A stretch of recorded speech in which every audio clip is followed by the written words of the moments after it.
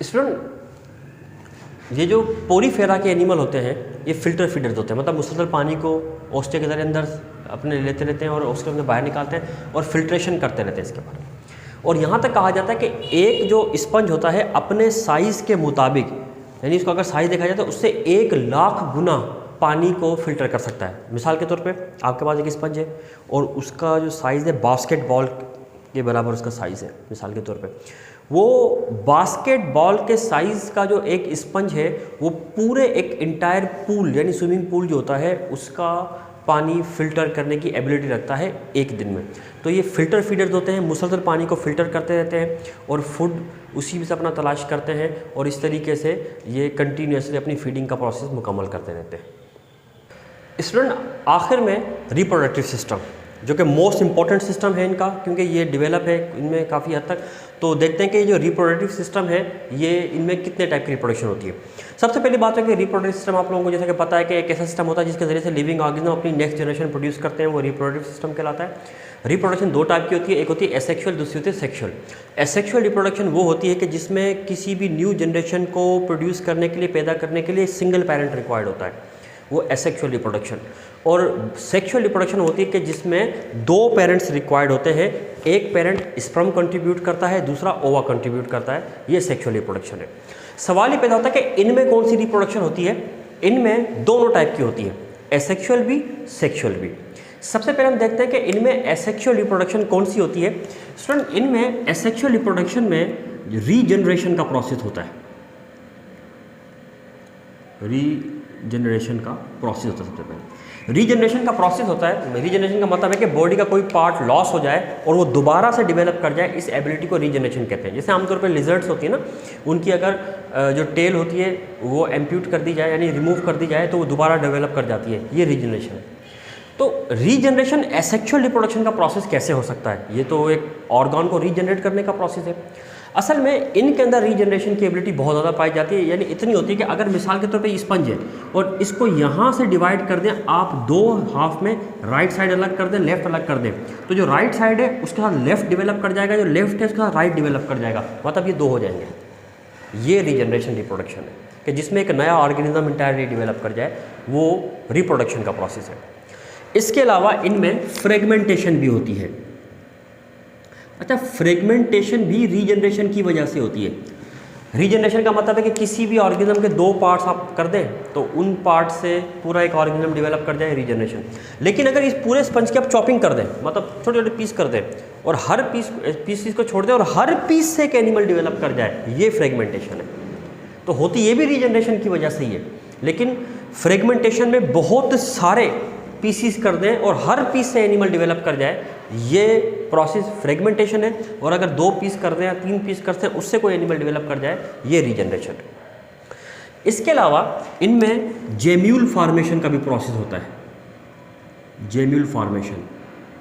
अच्छा, जेम्यूल क्या, इससे क्या होती है? पहली बात तो है कि जेम्यूल फॉर्मेशन का प्रोसेस होता है कि when the conditions are unfavourable, favourable ना हो, पानी वगैरह ड्राई होना शुरू कर दे या किसी ऐसी जगह पर स्पंज जहाँ पे पानी ऐसा कम हो रहा है, ड्राई हो रहा है, तो ये सर्वाइव करते हैं अनफेवरेबल कंडीशन में जेम्यूल की तरीके से।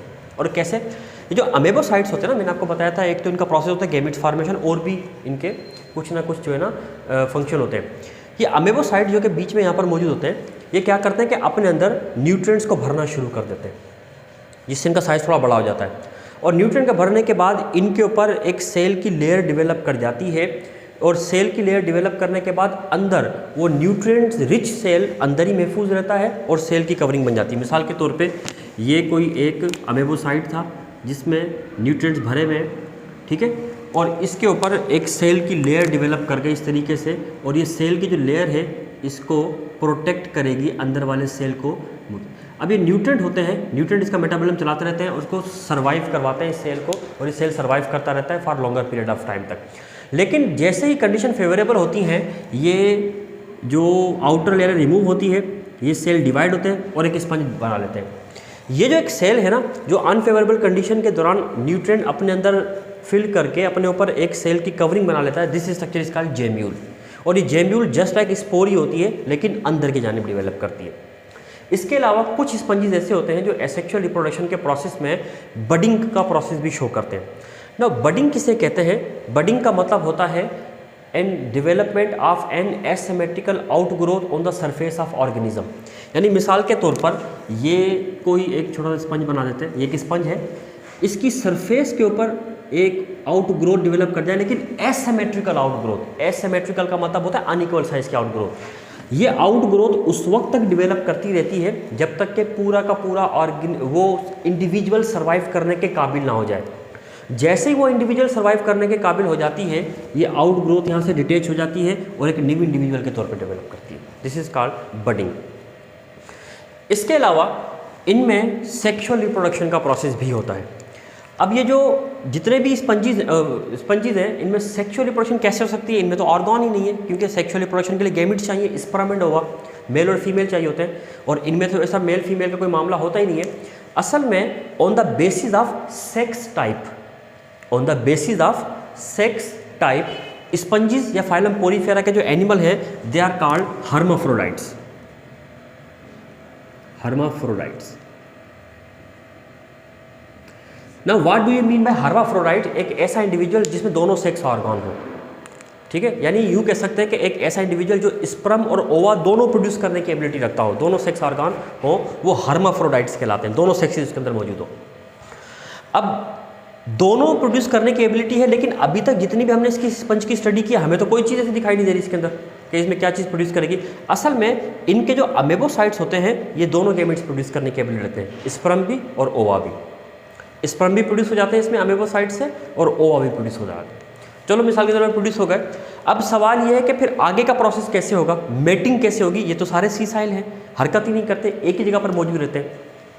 असल में इशू ये होता है कि जैसे ही इसमें स्पर्म बन के मुकम्मल हो जाते हैं, ये वाटर इस ओस्टिया से अंदर दाखिल होकर यहाँ से गुजरता है, ऑस्क्यूलम से बाहर निकलता है वाटर, ये स्पर्म इसी में शामिल होकर ऑस्क्यूलम से बाहर निकल आते हैं, और निकलने के बाद जो नेबरिंग यानी बराबर में कोई भी स्पंज होता है, ये उसमें चले जाते हैं। कहाँ से?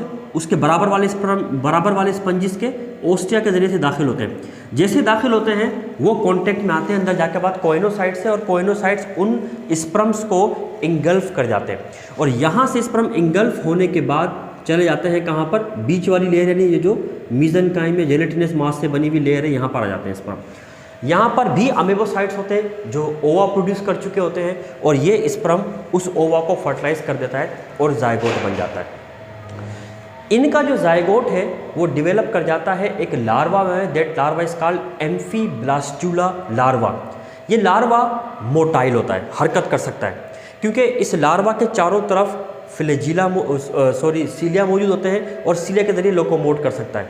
ये लार्वा इस ऑस्क्यूलम के जरिए बाहर निकलता है और फीडिंग करता रहता है।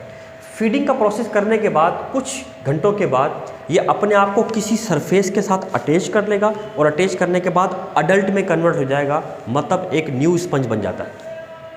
अब जो न्यू स्पंज बन जाता है उसके बाद ये लार्वा हमेशा के लिए सीसाइल हो जाता है, और फिर उसके अंदर रिप्रोडक्शन का प्रोसेस इस तरह से दोबारा रिपीट होता है। स्टूडेंट, आज हमने फाइलम पोरीफेरा का एनिमल का जो पहला फाइलम था वो डिस्कस मुकम्मल तौर पे कर लिया है। हमारी जो न्यू बुक थी फर्स्ट ईयर की, उसके हिसाब से हमने तमाम की तमाम चीज़ें डिस्कस ऑलमोस्ट कर ली है इस चैप्टर के अंदर, क्योंकि पुरानी बुक के अंदर थोड़ी सी मज़ीद और डिटेल मौजूद थी, और लेकिन चूँकि अब पुरानी बुक को अब कैंसिल कर दिया गया, न्यू बुक है तो हम उसके हिसाब से ही पढ़ रहे हैं। तो न्यू बुक में जितनी भी इन्फॉर्मेशन दी गई थी वो सारी यहाँ पर मुकम्मल हो चुकी है। लेकिन अभी भी अगर आपका कोई सवाल है, कोई चीज़ आपको समझ में नहीं आती, आप डिस्क्रिप्शन बॉक्स में आप सवाल पूछ सकते हैं, इंशाल्लाह आपको जवाब दे दिया जाएगा। स्टूडेंट, चैनल को सब्सक्राइब कीजिएगा, वीडियो को लाइक कीजिएगा। शुक्रिया।